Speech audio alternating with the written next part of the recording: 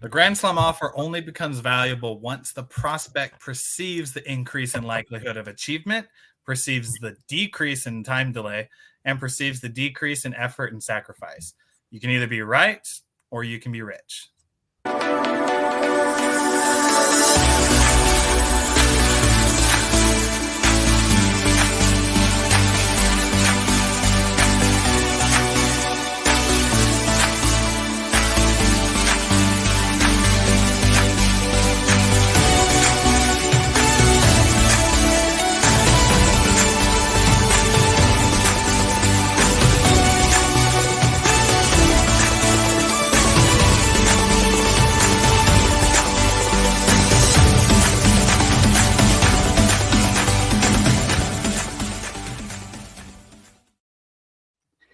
Welcome to another episode of Champion Reads, the book club where we dive into the best business and personal development books that are out there, written by some of the smartest and most successful authors and hosted by some really nice people. Including those are joining us today, Mr. John Kobetz Jr., the global mastermind leader, the founder of Champion Circle. Also, Mr. William Blake, dyslexic coach and author. And myself, Ian Sturmer, author, coach, and entrepreneur. Champion Reads is brought to you by Champion Circle, the place where you can meet with like-minded professionals to mastermind together to achieve anything in 90 days. Yes, that's our slogan. You can find more about Champion Circle at mychampionscircle.com. Today, we are talking about Alex Hormozi's book, $100 Million Offers. And I don't know about you guys, but I wouldn't mind getting $100 million at some point. Money's not everything, but it certainly does help with a lot of other things in life. So we're going into Alex Hormozi's idea of increasing demand. You can have the best offer out there, but if nobody wants that offer, you're not going to get anywhere. So you've got to be able to attract those clients to that offer. And he gives us a few different principles to talk about in how to create that offer so that the demand is increased among your clientele, your audience. And we're going to kind of go through those one at a time. The first one he talks about is niche. And the more you niche it down, you might be thinking, well, the narrower the group you're looking at, the fewer people are going to be there for it. But he actually talks about how the opposite works. If you have, I'm just going to give his example. If you have an offer for salespeople, you may only be able to charge, $20 for that seminar because there's all sorts of offers for salespeople out there. There's so much competition with it. If you narrow that down to B2B salespeople, well, now people are saying, hey, that's what I do. That's a little more specific to me. So they're willing to pay more for something that applies directly to them. So maybe that one's worth $100 an hour for the seminar. If you go into, in his example, B2B sales for farming equipment salespeople, well, now that's a pretty specific area. And those B2B farming equipment salespeople are saying, this is going to be something valuable really for me. This is what I want. And they're willing to pay more for that. So I want to open it up to my co-hosts here. How do we niche down our offer? How do we narrow it down to find our real target audience so that we increase that demand for them and they see more value? See, Willie. Yeah, I know. I'm thinking about my business with dyslexic coaching. It all started out with just something I wanted to do. And from there, I was able to then niche it down to then help people so that it can actually grow as a business. So it started as just a teacher and someone giving advice. Then it went to a coach. Then it went to a success coach, then an empowerment coach. Then it went through the filters of everything to a dyslexic coach. And then now, more specifically, a dyslexic achievement coach, because I don't want to focus just on dyslexics. I want to focus on the achieving side in helping dyslexics get out of their own mind and through their limitations. So it all started from just me wanting to do it, that like inner desire that I was called for something bigger, and then narrowing it down to my own experience. because as I go, when you're first starting, you don't have that much experience. And so you just work with what you have. What I had over 2 decades of dyslexia. So then I was able to share my experiences with people and then help people achieve more things through that way. So I'd say for myself, summarize that into a nice little sentence. It is do something you love to niche it down. Yeah, and the more you niche it down, the more you can charge more. And the reason why is because of specialization. If you've ever been to a specialist doctor, I've looked at the bill afterwards, and it's a little bit more of a pretty penny than the regular family doctors.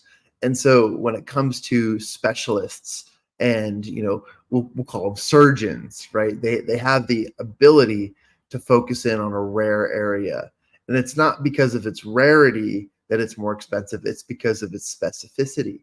That's a fun word to say in the morning, specificity.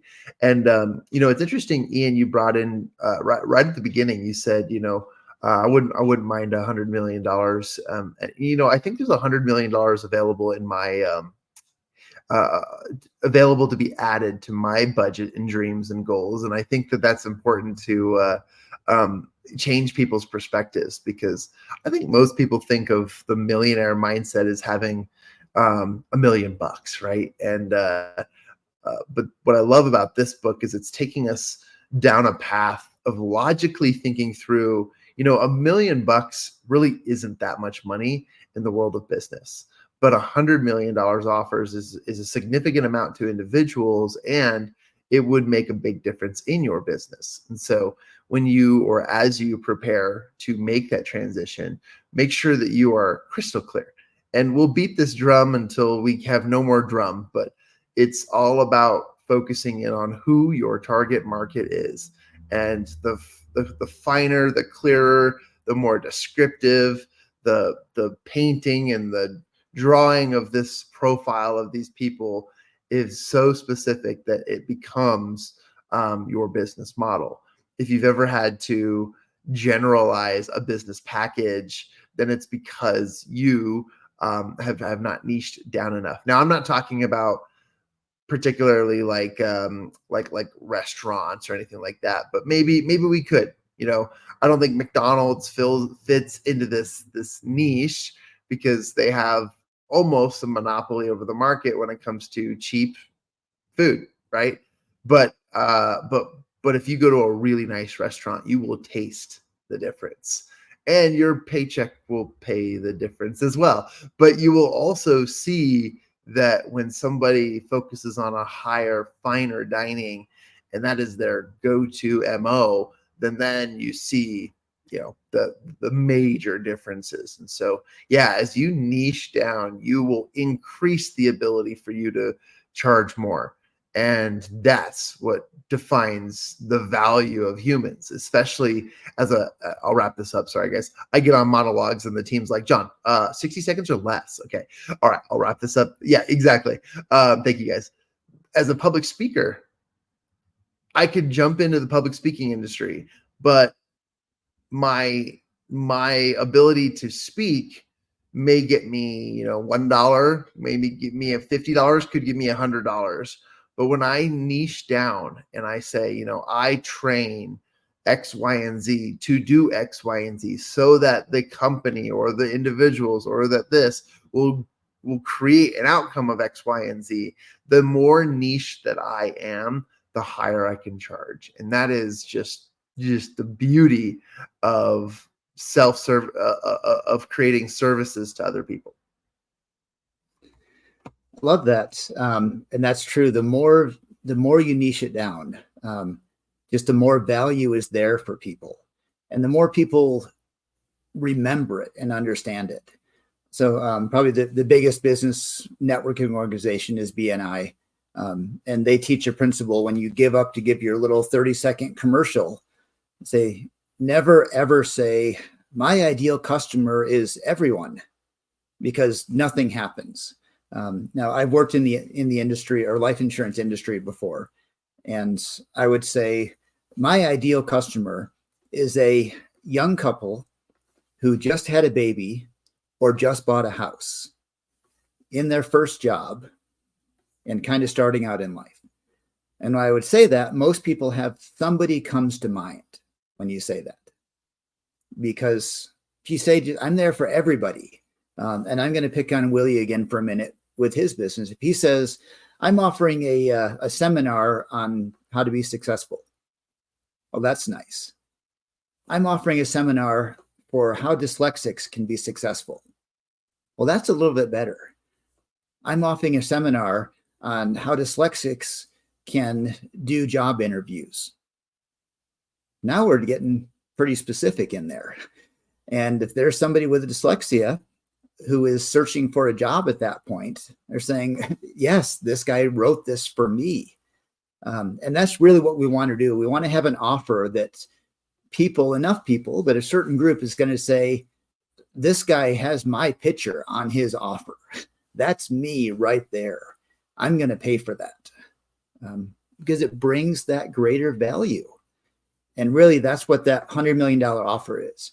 How can you bring so much value to the customer that they're stupid not to do it? And I love being able to say, you're stupid if you don't do my offer. You're dumb if you don't watch Champion Circle YouTube channel 3 times a day. Plug. So I love that. And an idea came up to my head is that when you aim for a niche and the more specific you get, of course, a business needs money. But if you're really trying to help an individual, being able to niche down helps to attract them. That being said, at the same time, you don't want to get too niche down. Because if you get too niched, of course, it'll hit a very specific avatar. But you got to balance it with how many people actually fit into that avatar. Because you can't run a business if there's only 2 people in the world that fit your niche. They can have, unless they have like billions of dollars, then you just have 2 clients and woohoo, you're awesome. But for everyone else and the 99% of everyone else, if you niche down too much, then you start, I think, losing your ability to attract yourselves to more people. So it's a very fine line. And I don't know the exact like golden line or area that you can hit to hit it perfectly. But there has to be a balance between what you bring as a value and specificity of it. I think I said that right. Woohoo, go dyslexia.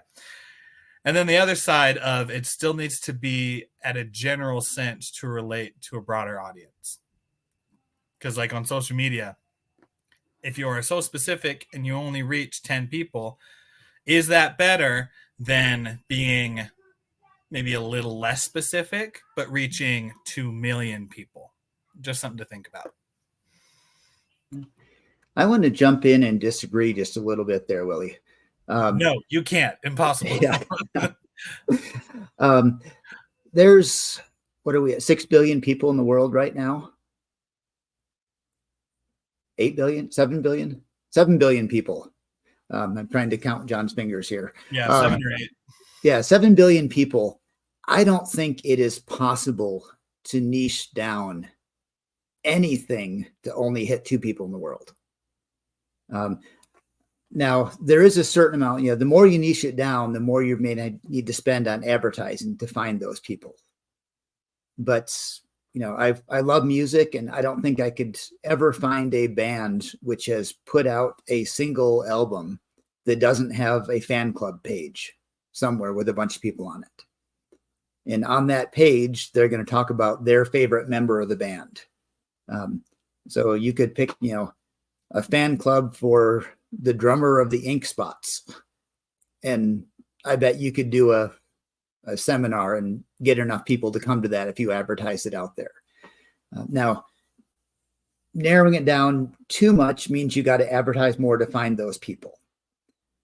But it also means you can tweak that from the drummer of the Ink Spots fan club to the bass guitarist of the Ink Spots fan club and have another seminar coming out after that. But I don't know if you can really niche it down too much. So I don't know. John, disagree with me. No, I'm going to agree to disagree with both of you. I'm just kidding. What I want to add to this is, well, first of all, I love the diversity in these conversations because we're meant to stretch these concepts out and to help our listeners to understand the principles better. And so I like the diversity. What I'm going to throw out there is, let's go back to the medical example.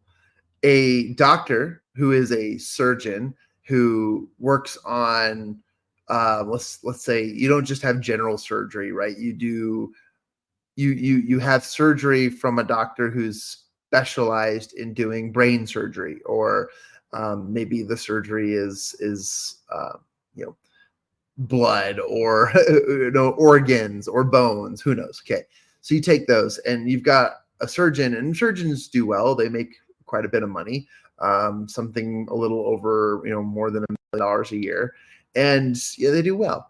But let's say there's one or two people in this world who are born with a neurological disease that has no cure, has no research, but there's one doctor who is able to perform procedures on that.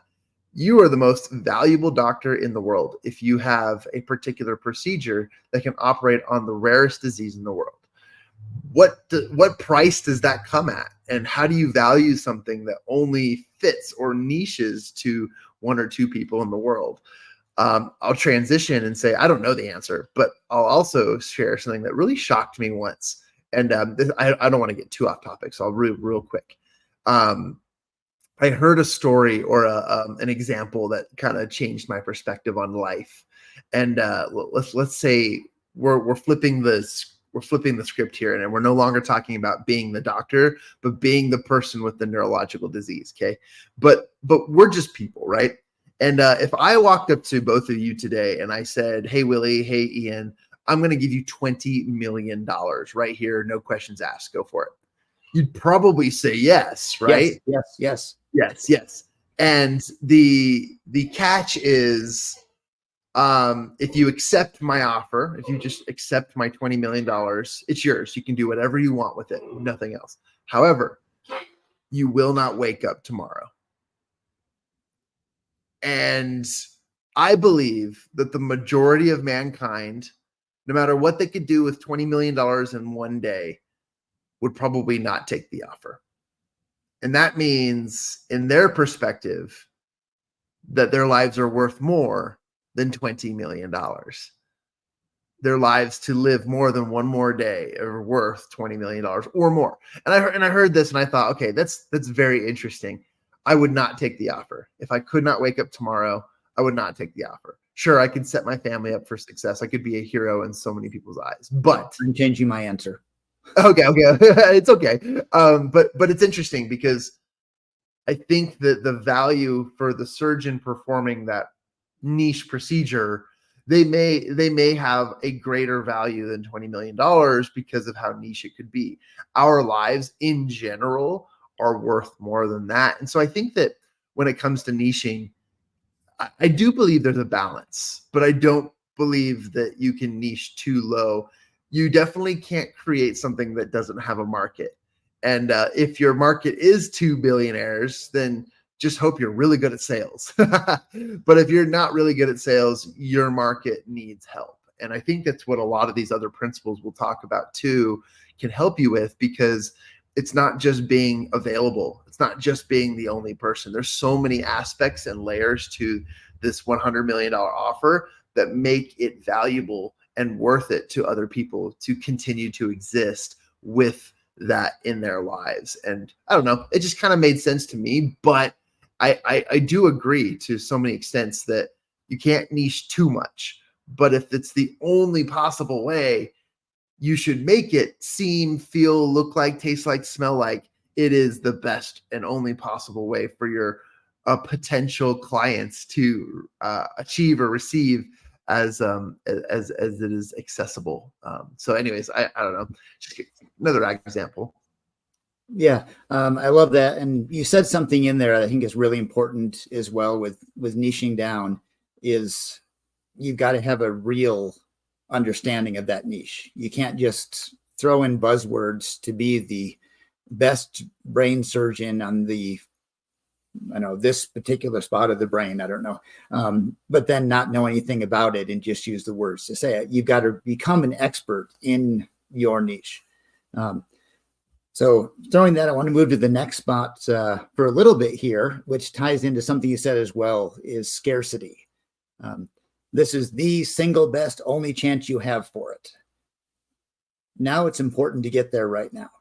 In today's World Wide Web technology, you can do a webinar, put it on a YouTube channel, and sell it to people and have it available whenever they want. Most convenient thing possible. So why do we do live webinars? Because, I have to be on now or I'm going to miss it. It creates that scarcity. If you're not going to be there at that time for that live one or an in-person one, creates more scarcity just by being in person than just putting a video on the internet for anyone to watch anytime. And that scarcity builds value. We were talking in the green room beforehand, if you go to the grocery store and there's one loaf of bread on the shelf, then 100 people are going to fight over that one loaf of bread. But if there's 100 loaves of bread on the shelf, maybe no one buys any of it because it's not important anymore. So scarcity is his second part of this. You need to build a scarcity in your offer so that people realize they need to act on it now.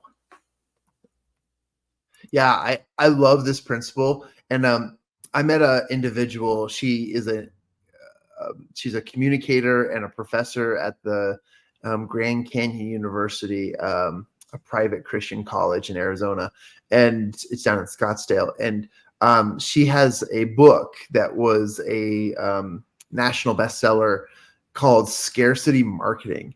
And this whole concept, like it threw me for a whirl. Like I rode this roller coaster of like, I am trying to figure out how scarcity, which could be considered a negative topic because it has limits, right?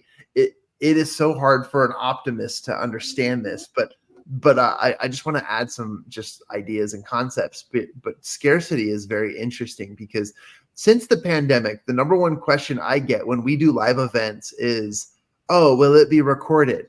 And that's the question from somebody who says, I won't be there, or I can't make it, or I'm going to do something else instead of attend because I have other priorities. And we have, in the world of sales, we have words and descriptions for those types of people. There's a lot of people who want freebies and they don't want to work for it. But scarcity is all about having confidence and saying, no, you gotta be there. If your favorite music artist is singing at this big concert / carnival / show, and it only happens once a year, are we going to ask, will it be recorded? No, you pay the extra $100 to go to this concert. You spend the extra amount of money and opportunities to get to the concert, and then you attend it. You go through all the necessities to be at the concert.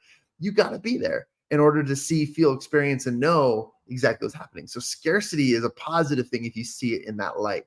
Scarcity is important because it creates, I almost moved into the next one, but it creates something in somebody so that they show up.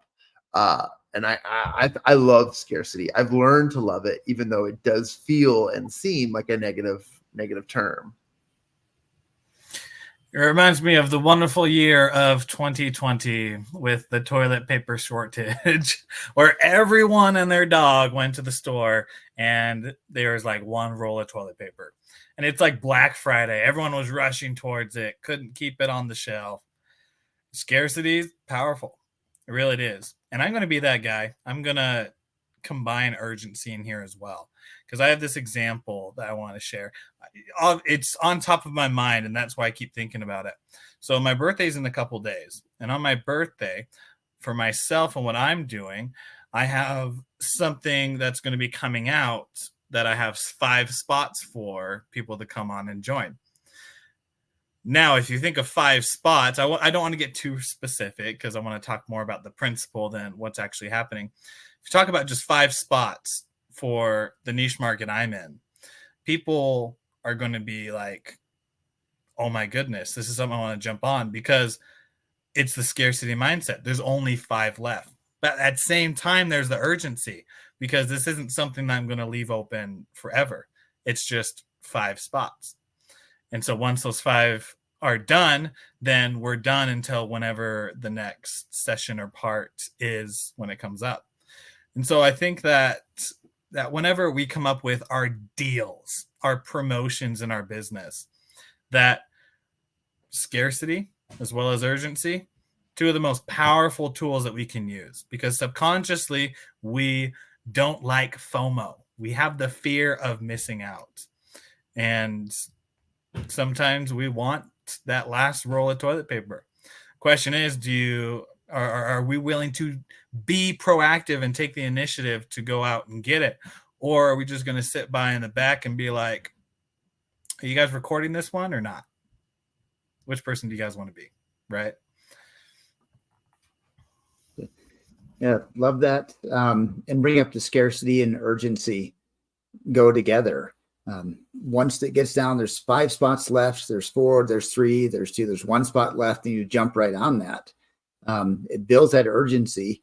And also that scarcity, he talks about, if you've got 25 people that you think are going to sign up for a seminar that you're going to host, then you should have 20 spots open for that seminar, so that 5 people can't get in. And when you do the next seminar, you've got 5 people ready to jump in first because they missed out last time. And you can reach out to those 5 and say, you know what? You can be first on our list for next month to come into that. So that scarcity and urgency really go together.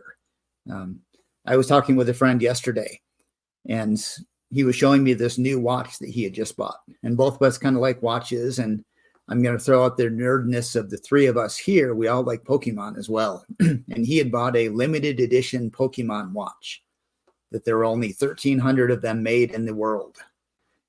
And he was talking about when they first came out on the Pokemon website, they were $300 a piece. And he didn't get it because they sold out in 1 day worldwide. So he went on eBay, and they were going for $6,000 a piece because of the scarcity of it. After time, it went down a little bit, and I won't go through the whole story, but he went through this big negotiation with somebody that he found selling one because of its scarcity. If that had been mass produced and put in Walmart, it would have looked the same, could have been the same quality, and it probably would have sold for $49. But they wrote limited edition, only 1,300 copies in the world, which is not many for a Gengar watch. So build that scarcity, build that niche down.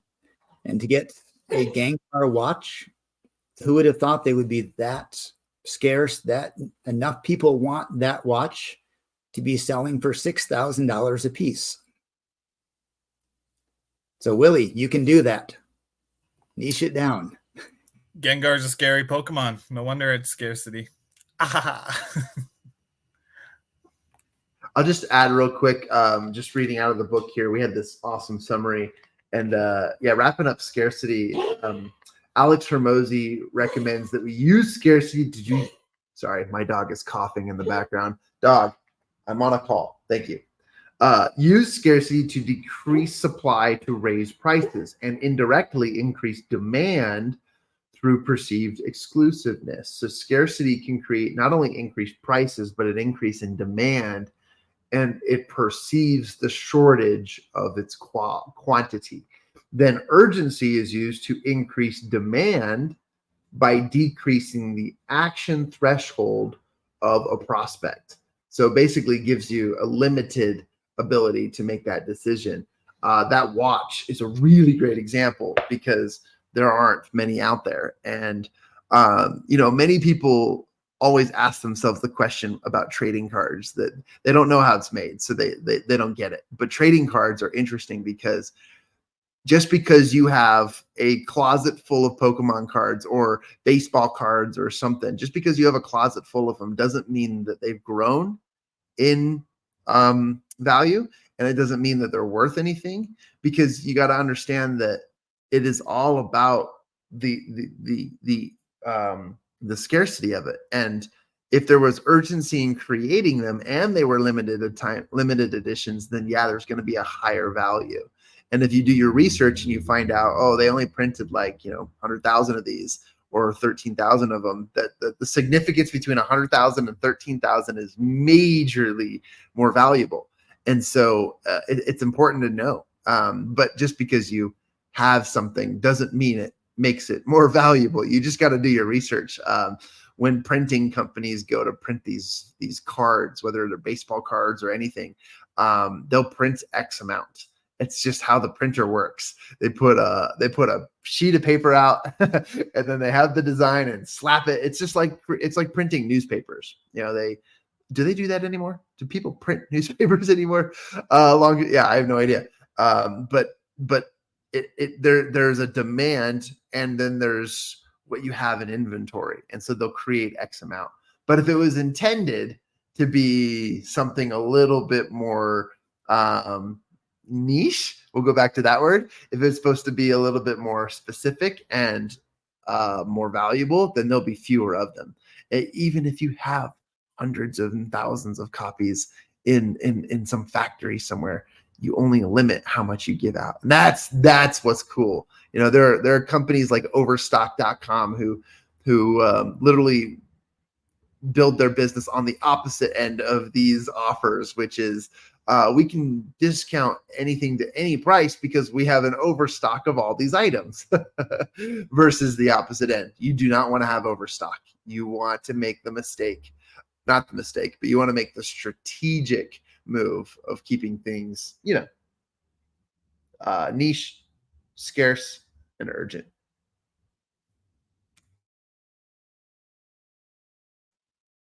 Yeah. That's really the secret sauce. Niche it down, make it scarce, and make it urgent. And I'm going to throw one more thing that we've touched on here, but I want to make sure is central to everything else, and that's value. It's got to have a value to somebody. You can't just say something and make it worthwhile. You can't just say you're a brain surgeon. You got to actually be a brain surgeon. There's a few news articles I've read recently where people said on their resume that they spoke sign language, and then they got hired to interpret on TV for somebody, and it turned out they didn't know sign language, and they ended up trying to fake it on TV and really got in trouble. Don't ever do that. Don't fake the value. Don't pretend you're an expert in something that you're not. But you can be an expert. And if you narrow that down to what you want to be an expert in, niche down yourself first, your expertise, then you can build that scarcity, that urgency in it. And you can always expand your personal niche expertise into adjacent areas and become better and better at more things and create more products or services to fulfill that. So I wanted to finish that part. And let me turn it over for our final comment to Mr. Blake to close us up today. I think you nailed it in the head. What I love about Alex Hormozi and what he talks about is that he talks about focusing on one product, one avatar, one channel. So it's really narrowing it down to one single thing. And by doing that, do it until you're making, I think the threshold he put is 3 to 10 million in your business. And then you can start expanding to everything else, which to me sounded crazy. I'm like, you got to be everywhere. You got to be omnipresent. You got to be showing up everywhere to be able to get all your audience. When in reality, it's like that narrowed down part of it creates such focused energy. Ian, you taught me this principle of, if you think of turning on a light in the room, the light can illuminate the room. However, it cannot go through any solid object. However, if you take that light and you narrow it down to a single point, it becomes a laser. And that laser is able to go through basically anything. So we got to ask ourselves when it comes to with what we're wanting to do with our business, our personal life, our finances, our physical health, whatever it may be. Are we wanting to just hit every aspect of everything? A weak jack of all trades? Or do we want to become so refined that we are a laser, being able to go through everything? I know for myself, I want to be that puncturing laser to be able to do exactly what I want. And then through that, then after you get like that 3 to 10 million, then you can start broadening out because you have more resources, you have more people and employees under your belt to then help you do it. And then you focus more on the things that you're great at. It's interesting because you're getting out there more, so you're spreading, but other people are doing it, so then you're able to even focus more.